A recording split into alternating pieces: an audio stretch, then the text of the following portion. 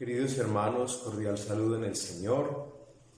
Me alegra mucho poder compartir con ustedes este crecimiento semanal para todos ustedes, los caminantes de Emaús, recordando siempre la importancia del camino y el camino comprendido como un crecimiento de fe, como un discipulado del Señor que no tiene fin. Qué importante es que nosotros tomemos conciencia de esta realidad de seguir un camino perseverando. No se puede entender un crecimiento espiritual y el florecimiento de las virtudes humanas y cristianas en nosotros si no hay esa constante comunicación con el Señor. Y este es un espacio que pretende brindarnos precisamente esa luz para este camino tan bello de fe. Vamos a celebrar el cuarto domingo del tiempo ordinario y entonces vamos a proclamar el Evangelio para hacer nuestra lección y crecimiento espiritual. Evangelio de San Marcos, capítulo 1, versículos 21 al 28. Evangelio de San Marcos, capítulo 1, versículos 21 al 28. En la ciudad de Cafarnaún, el sábado, entró Jesús en la sinagoga a enseñar. Estaban asombrados de su enseñanza porque les enseñaba con autoridad y no como los escribas. Había precisamente en su sinagoga un hombre que tenía un espíritu inmundo y se puso a gritar: ¿qué tenemos que ver nosotros contigo, Jesús Nazareno? ¿Has venido a acabar con nosotros? Sé quién eres, el Santo de Dios. Jesús lo increpó: cállate y sal de él. El espíritu inmundo lo retorció violentamente y dando un grito muy fuerte, salió de él. Todos se preguntaron estupefactos: ¿qué es esto? Una enseñanza nueva expuesta con autoridad. Incluso manda a los espíritus inmundos y le obedecen. Su fama se extendió enseguida por todas partes, alcanzando la comarca entera de Galilea. Palabra del Señor. Qué importante es entender este texto del Evangelio en el contexto de la autoridad de la enseñanza de Jesús. ¿Cómo comprender esta realidad espiritual? Entonces partamos de lo siguiente: Jesús está enseñando doctrina verdadera. La carta a los Hebreos nos advierte: no se dejen extraviar por doctrinas llamativas y extrañas. Y a veces yo siento que la gente busca mucho de la novedad, de cosas extrañas, de cosas que le planteen retos, pero que no siempre le solucionan sus interrogantes espirituales. Entonces buscan filosofías, otro tipo de religiones y de búsquedas humanas, pero todas esas búsquedas en general tienen una característica: es un intimismo espiritual, uno allá adentro y no más. Y resulta que el cristianismo, todo este discipulado del Señor, este estilo de vida nuevo, como dicen los Hechos de los Apóstoles, es una relación profunda con el Señor, con Dios que es mi Padre, en Cristo, bajo la acción del Espíritu Santo, pero en proyección a una comunidad. Por eso la importancia de la parroquia, la importancia de crecer y caminar juntos como Emaús, porque somos parte de una comunidad que alimenta también de manera comunitaria la fe, que es una respuesta personal. Entonces, todas esas doctrinas llamativas y extrañas, ojo con eso, atención. A veces una cantidad de cosas que son incompatibles con el Evangelio, con la doctrina de la Iglesia. En esto hay que ser sinceros. honestos y con identidad. Y seguimos al Señor conforme nos lo va indicando la Iglesia. Bueno, esa autoridad de Jesús brota precisamente de su ser, del Señor, de ser persona humana a fondo y en plenitud, pero es una coherencia entre el pensamiento, la palabra y la acción. Allí radica la autoridad de la palabra pronunciada, respaldada, sellada con el estilo de vida. Por eso la doctrina del Señor es cierta, clara y coherente, porque su doctrina es sencillamente la revelación de Dios mismo. ¿Quién es Dios? Nos está enseñando Jesús. Digámoslo así coloquialmente, Él nos enseña cómo funciona Dios por dentro. La doctrina del Señor no es un discurso vacío o con promesas que quieren congraciarse con los anhelos humanos. Ese es otro problema. Entonces yo quiero oír lo que a mí me gustaría, quiero oír que aprueben lo que yo quisiera, pero no siempre lo que quiero o quisiera es conforme al querer de Dios o a la realización de la persona. Su doctrina nos enseña la verdad de Dios sobre el hombre y nos enseña, fíjense en esto, el camino de la vida eterna. Como en el hombre está inscrito ese deseo de eternidad, entonces la palabra de Cristo toca esa fibra profunda del ser humano y da respuestas, y respuestas auténticas que satisfacen. Por eso siempre es una doctrina que exige y nos mueve a dar de nosotros lo mejor, darnos a nosotros mismos para que la vida sea diferente y no se vaya, como dije ahora citando la carta a los Hebreos, detrás de doctrinas llamativas y extrañas. ¿Cuántas doctrinas hay en el mundo? Comenté ahora.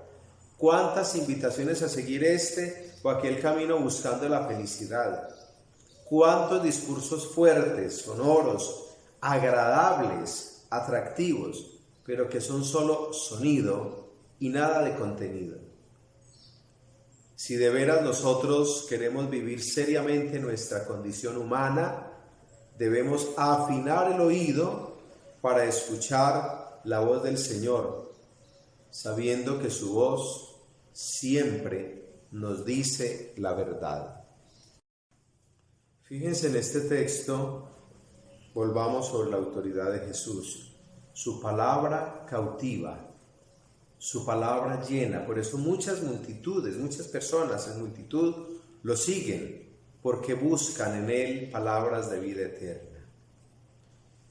La palabra de Cristo es unción blanda para todo dolor, porque Él es la calma de los corazones inquietos. Él es la misericordia y la caridad. En su cruz nosotros encontramos la mejor señal, el mejor indicativo para el camino de la vida. Su palabra es salvación, su doctrina es vigor moral. Tengamos claro esto, Él no nos engaña y cuando nos dice las cosas y nos indica, así nos duelan, son ciertas y la verdad siempre nos hace libres. Este es un mundo perverso que quiere enseñar e imponer una cantidad de elementos y criterios que no son la verdad moral sobre el hombre. Y por eso, como no es la verdad moral sobre la persona humana, tarde o temprano defrauda, porque lo que se fundamenta o se cimienta sobre mentiras se derrumba hoy o mañana. Por eso el Evangelio es el alma de la sociedad. Tendría que ser el alma de la sociedad mejor, porque la enseñanza de Cristo pone la verdad siempre. Él mueve el corazón con su palabra a la transformación, porque la palabra de Cristo es como una sinfonía de perdón. Es un poema permanente que nos mueve a anhelar la reconciliación entre nosotros y el Padre del cielo y entre nosotros mismos. Fíjense ustedes la fuerza que tiene el inicio de este Evangelio cuando nos dice, hablaba con autoridad. Esa es la clave para entender que cuando escuchamos la palabra, nosotros estamos escuchando palabra verdadera. De otro lado, fíjense cómo aparece, digamos, como en el corazón de esta narración, la liberación de esa persona poseída por un espíritu inmundo, dice el texto. ¿Qué tenemos que ver contigo, Jesús de Nazaret? Sabemos quién eres. Llama la atención que el mismo espíritu inmundo reconozca que Él es el Señor, que Jesucristo es el Salvador. ¿Por qué? Porque como la misma Escritura enseña, hasta los demonios creen y tiemblan. Entonces, valdría la pena decir, ¿qué es creer? Yo alguna vez explicaba también en este crecimiento que creer y creer en fe no es creer en cualquier cosa. La gente le cree al brujo, al horóscopo, van a que le lean la mano, el tabaco, el chocolate, no sé qué. Le tengo mucha fe a tal persona porque hace magia, pero es magia buena, padre, le dicen a uno. No. Lo que no es de fe y no es conforme a lo que la Iglesia, madre y maestra, nos va indicando en relación con Jesucristo, no es fe auténtica. Usted puede tener confianza en una persona, pero cuando nos salimos de los parámetros de lo que es la verdadera fe como confianza absoluta en el poder de Dios, nos volvemos como estos. Son demonios, pero creen. O sea, saben que ese que está ahí es el Hijo de Dios. Puede pasarnos a nosotros, y eso es grave, que aceptemos, sí, Jesucristo es el Señor, claro, Él es el Hijo de Dios, Él es el fundamento de la Iglesia, pero no hacer lo que Él dice ni cumplir sus mandamientos. Por eso es fundamental entender que nosotros debemos ser cristianos 24 horas, 7 días, siempre. O sea, una relación profunda con el Señor y que nuestra vida dependa de Él. Cállate y sal de Él. Vuelve a aparecer la autoridad de Jesús. Su autoridad, su integridad, su poder libera al hombre de cualquier opresión. ¿Cuántos demonios hay en la vida de nosotros? Y no solamente hablo de la presencia del mal, de la existencia real de Satanás, del diablo, de Belcebú, como la Escritura lo llama, de diversas maneras, sino cuántos demonios, cuántas realidades que nosotros mismos hemos ido dejando crecer como consecuencia del pecado acumulado, como la consecuencia de los rencores guardados, de los odios enquistados en el corazón. Es ahí donde el poder de Dios tiene que entrar y decirnos: cállate, demonio, de iniquidad, de maldad, de rencor, de odio, de desconfianza, sal de este Hijo de Dios. Este es un mundo, voy a decirlo así, que nos va llevando a considerar la posibilidad de aceptar muchos demonios en la vida. La idolatría del dinero, la lujuria, ese mundo perverso de la pornografía, de la infidelidad, de las distorsiones morales sobre la verdad del hombre, como expresé ahora. Todo este afán que hay de placer, la pereza, la inconsecuencia en nuestros actos, la irresponsabilidad. Tantas personas que viven a expensas de los demás, perezosos, con posibilidad de aportar algo al crecimiento de la comunidad. El demonio del desperdicio de los recursos, del tiempo, de la destrucción de los recursos creados. Las personas que se vuelven dañinas para los demás. Todo eso es lo que necesita de la presencia, digamos así, exorcista de Cristo. Una presencia que libera. Porque es que toda esa realidad de maldad que se genera en el corazón del hombre es lo que daña a la sociedad, a la comunidad. Acuérdense ustedes que Jesús dice: no es lo que entra, hablando de los alimentos, en el hombre lo que le hace daño, sino lo que sale de él, de su corazón. Por eso, esa persona que se libera, dice, salió de él, dice el texto, esa persona nos representa a nosotros. Todos nosotros necesitamos de la mano salvadora de Cristo, del Señor, que pase, que nos toque, que nos sacuda violentamente, como dice el Evangelio, para que podamos reaccionar y tener la dicha de sentirnos auténticamente libres, pero libres desde adentro. No es libre aquel que quiere hacer lo que quiere, que se brinca todos los preceptos morales, que insulta porque se siente libre, porque es una persona permisiva, entonces no tolera, pero los demás los tenemos que tolerar. Eso no es libertad, eso es otra cosa, eso es irresponsabilidad e inmadurez. Es libre quien se ha dejado tocar interiormente por el misterio de Cristo el Señor. Bueno, el texto nos sigue diciendo que todos quedaron estupefactos y se preguntaban, ¿qué es esto? Una enseñanza nueva expuesta con autoridad. Ya hablamos de esto, de esta realidad. Incluso manda a los espíritus inmundos, lo obedecen. Su fama se extendió. Miren ustedes que en el Evangelio de San Marcos hay un detalle repetitivo importantísimo para tener en cuenta. No se lo diga a nadie. Jesús maneja lo que nos indican los expertos como el secreto mesiánico. A Jesús no le importa la fama, ni la farándula, ni subir en las estadísticas. La gran preocupación de Jesús es que el reino de Dios llegue a todos, que lo escuchemos y nos convirtamos. Por eso Él evita, cuando hay estos momentos de salvación tan importantes como la liberación de este poseso, evita la farándula, el despliegue mediático, algo muy propio de esta sociedad, de este mundo. Nos gusta la fama, la publicidad, aparecer. ¿Cuántas cosas subimos a las redes que son tan personales? Comentarios de familia, expresión de sentimientos que son muy íntimos.